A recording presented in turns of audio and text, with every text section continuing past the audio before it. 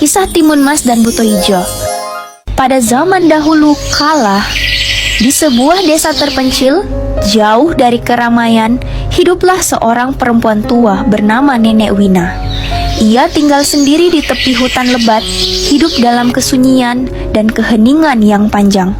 Setiap hari, tubuh renta itu tetap bekerja, mengumpulkan kayu bakar, berkebun, dan menjual hasilnya ke pasar yang jauh.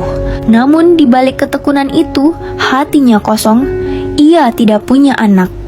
Tak ada tempat untuk mencurahkan kasih sayangnya. Malam demi malam ia berdoa, berharap, Tuhan, andai aku diberi seorang anak, hanya satu saja, aku tak akan kesepian lagi. Suatu senja yang temaram, saat ia menapaki jalan hutan, bum, bum, bum, suara langkah raksasa mengguncang bumi.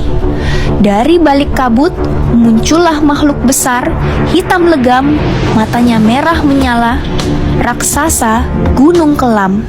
Manusia tua, aku lapar, berikan padaku seorang anak atau kau akan kumakan.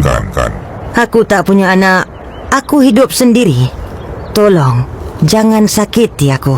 Hahaha, baiklah, tanamlah biji ini malam ini. Dalam 2 minggu, kau akan mendapatkan seorang anak. Dengan tangan gemetar, Nenek Wina menerima kantung kecil berisi biji aneh yang bersinar. Tapi ingat, saat anak itu berusia 7 tahun, kau harus menyerahkannya padaku. Malam itu, Nenek Wina menanam biji tersebut dengan harapan dan rasa takut yang bercampur. Hari demi hari berlalu. 2 minggu kemudian, tumbuh tanaman misterius dengan buah berwarna ungu keemasan. Ia memetik satu dan membawanya ke dapur. Saat ia membelah buah itu, seorang bayi perempuan keluar dari dalamnya, tersenyum manis. Air mata Nenek Wina mengalir. Anak itu diberi nama Lembayung. Lembayung tumbuh menjadi gadis kecil yang cerdas, ceria, dan rajin.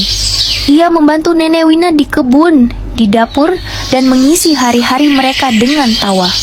Namun, hari yang ditakuti pun tiba. Bum, bum, bum. 7 tahun sudah berlalu, mana janji? Beri kami 1 malam lagi. Besok pagi akan kuberikan. Raksasa itu mengangguk dingin dan pergi. Malam itu, Nenek Wina bermimpi.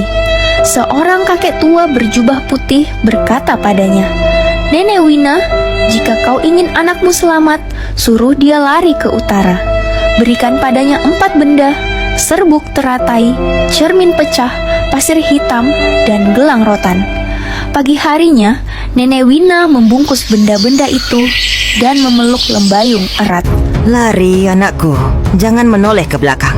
Lembayung pun berlari ke hutan, menyusuri jalan utara. Tak lama, bum, bum, bum, raksasa Gunung Kelam datang, mengamuk karena tertipu. Ia mengejar Lembayung dengan langkah besar membelah hutan. Aku tidak akan tertangkap. Lembayung membuka benda pertama, serbuk teratai. Ia menaburkannya, dan tiba-tiba muncullah ladang bunga teratai raksasa yang menyesatkan arah. Raksasa berputar-putar, kebingungan, tapi akhirnya ia lolos. Lembayung berlari lagi dan membuka benda kedua, cermin pecah. Ia melemparnya ke tanah. Cermin itu menciptakan ribuan bayangan dirinya. Raksasa menerjang satu demi satu, tapi semua palsu. Ia meraung marah dan terus mengejar. Lembayung pun membuka benda ketiga, pasir hitam. Tanah di belakangnya berubah menjadi rawa lumpur. Raksasa terperosok, tenggelam hingga dadanya. Tapi dengan tenaga besar, ia berhasil keluar. Kini tinggal 1 benda terakhir, gelang rotan. Lembayung melemparkan gelang itu. Wush!